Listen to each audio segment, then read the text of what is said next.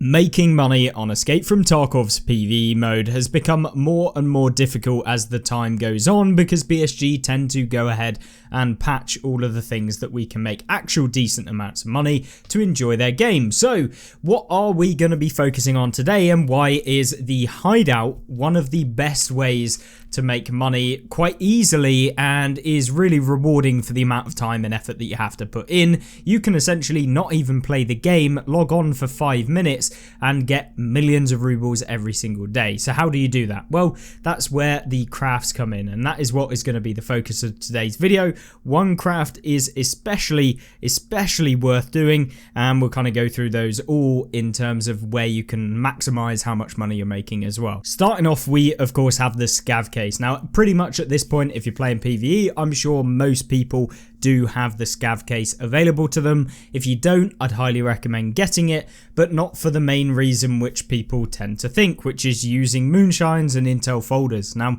these are good, but the problem is that the way in which you make a lot of money with these two different ones is that you have to get lucky, and luck is not something that we want to be relying on. If you're trying to make rubles, you want to make a consistent amount, and that is where I've been using the 95,000 ruble barter or trade or whatever you want to call it in order to make some money. So it doesn't give you the best rewards, and sometimes you can lose money, which is the case for all of these, except you're not losing 300-400k because of the fact that moonshine's 670,000 rubles right now, which in terms of the price that you can get back even when you get lucky, for example, if you get a key card, you're only really making anywhere from like, you may not even make the money back if you get a yellow key card, for example, because it's only 500k. And with that being said, you're gonna have to get very lucky to get that. I've only had a few kind of key cards, or even military tank batteries aren't worth that much more than just one bottle of moonshine. So even if you do get lucky, you're tending only to make a couple 100k, and yes, you could get super lucky and get one of the best items in the game, something like, for example, a marked room key. But they're so few and far between that by the time that you've actually done enough of them, you've probably spent that money that you would have just been better off not doing the scav case entirely.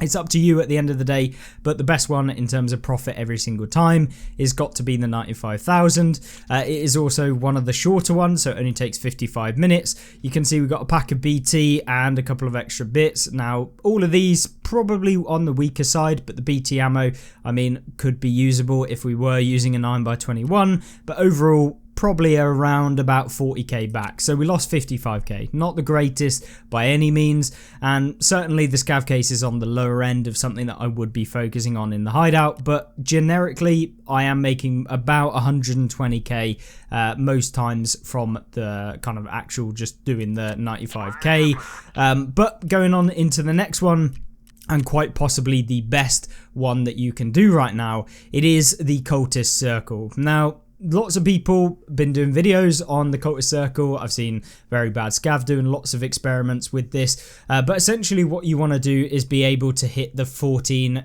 hour kind of ritual timer, which is what we've done recently. And the best way that I found in order to actually do this is inputting armor rigs that I find within the raid. Now these are worth like 50k if you were to sell to traders, and so they're worth a lot higher than even some of the rare items that you find in the game. So what I'll tend to do is get a couple of rare items that I find within the game worth about 30 to 40k if you were to sell them to therapists, drop them into the cultist circle, and then drop in a couple of armored rigs or weapons that are worth a decent amount, and that way you're going to buff up the total value.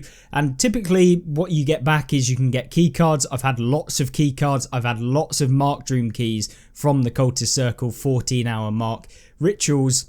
And of course, just rinsing and repeating this every single day is going to get you a lot of money. And if you can manage to, do it in the morning, come back in the evening, and be able to, do it twice so that when you wake up the next morning, it's already done, that sort of thing, you can get almost 2 every single day. If you are like specifically very focused on Tarkov, I'd highly recommend not doing that and enjoying your life and not having to worry about coming on to get some fake money on a game. But at the same time, it is worth doing and is one of the best ways to make money quite easily. And pretty much every single time that I got a 14-hour one, I'm getting money back on the stuff that I put in. It costs anywhere from about I want to say like 300 to maybe not even that, maybe 200 to 300,000 that you put in.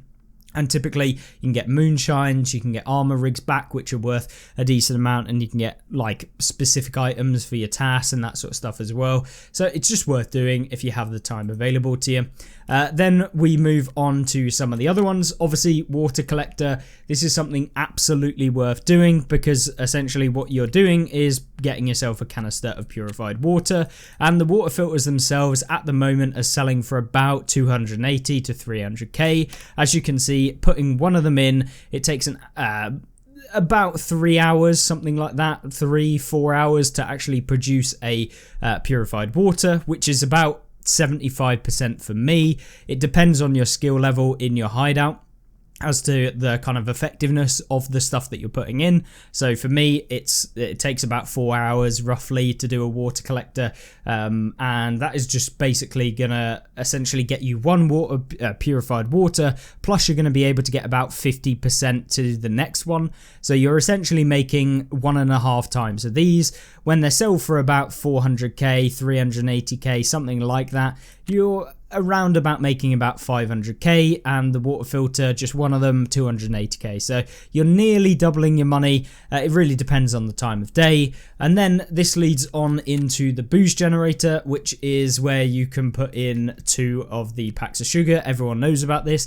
This is actually a bit of a trap at the minute, because of the fact that you're basically breaking even when you are producing moonshine, because the purified water is about 375 to 400k, and then of course 2 sugars is about 300k. So you're essentially spending nearly 700k to get 670k roughly back from the actual moonshine itself.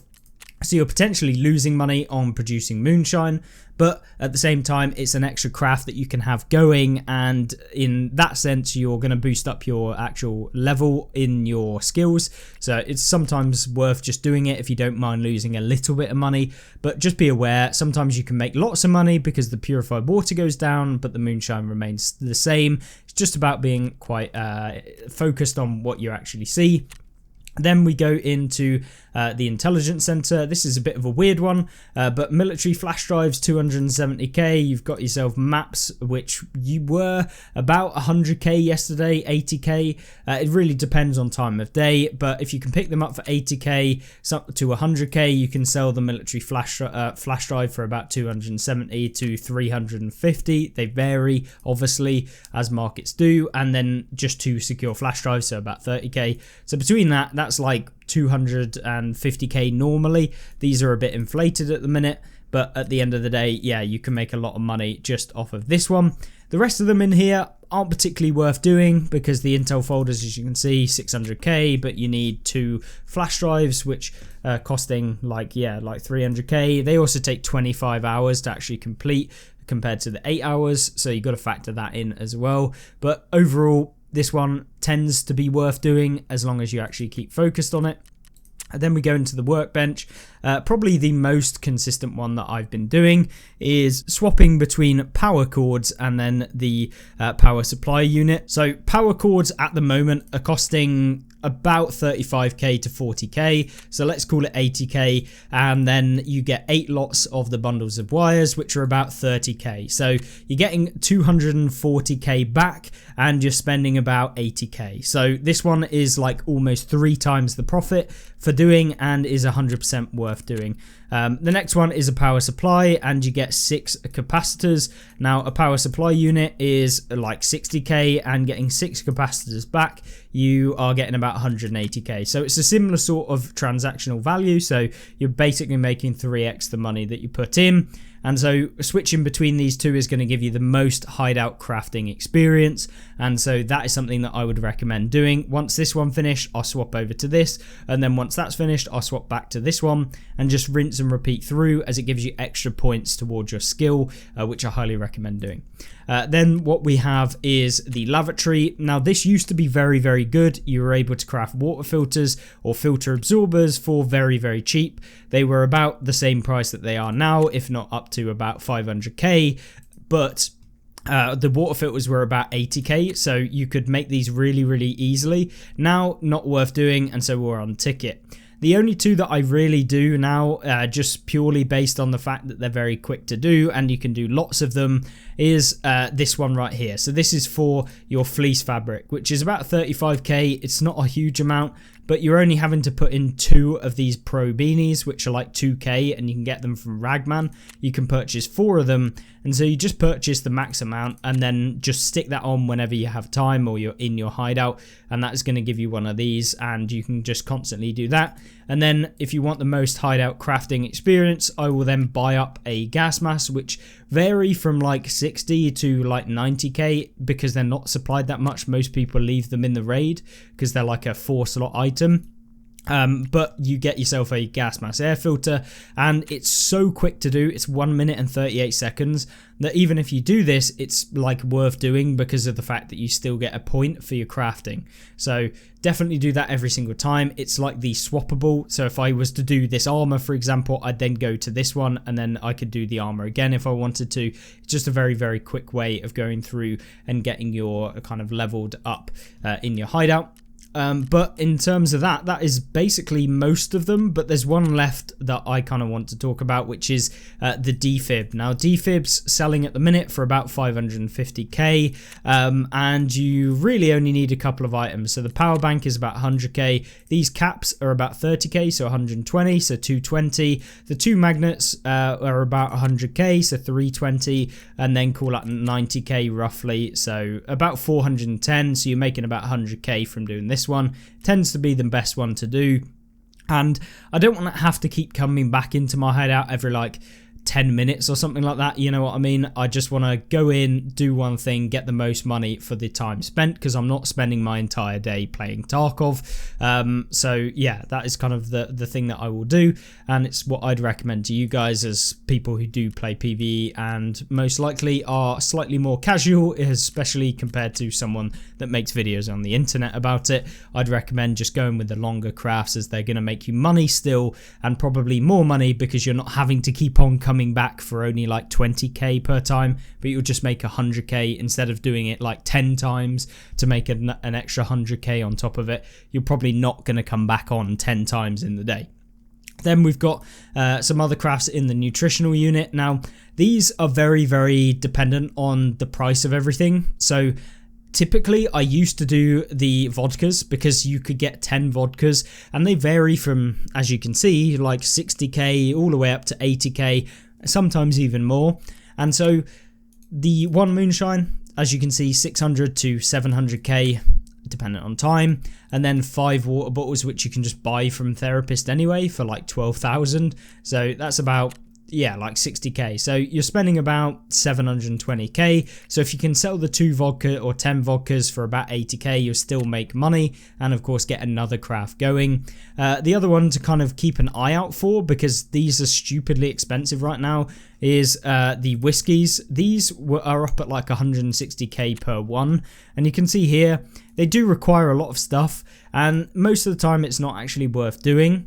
But at the same time, when you're considering that you're going to make 480k, having 1 chocolate for 80k and then 2 vodkas for like 70k, so you're spending about 200, it's probably worth doing, to be honest. And varying between these two to get the most crafting experience or hideout management experience, it's going to be the best thing to do. So that is what I would typically do when I do want to focus on getting these ones done. So that's something that you can always do as well. So if you're after making, you know, 1 million, maybe slightly more per day, depending on how much you play. And then obviously you got the evergreen content, which is the Bitcoin farm. All you have to do is get yourself your graphics cards. Stupidly expensive, so 1.8 million at the minute. I bought them when they were about 600k, and I actually got a lot of them, kept all of the ones that I got, and so you can see 50 of those in there for the maximum. Takes about 8 hours, something like that, roughly. I think maybe like 12 hours, I don't know.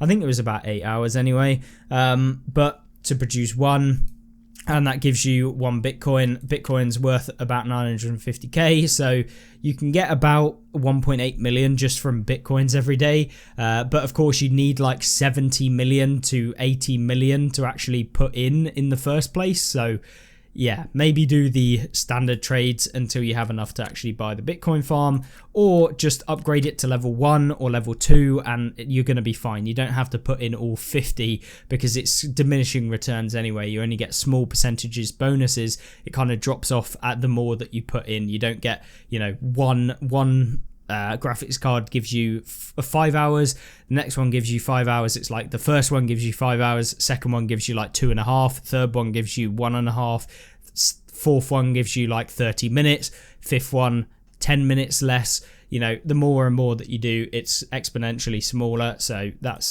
something to keep in mind. So if you want to maximize it for the time that you have and the money that you've got at the moment, just put in what you have available, and it over time will be worth doing if you're playing Tarkov for an extended period of time.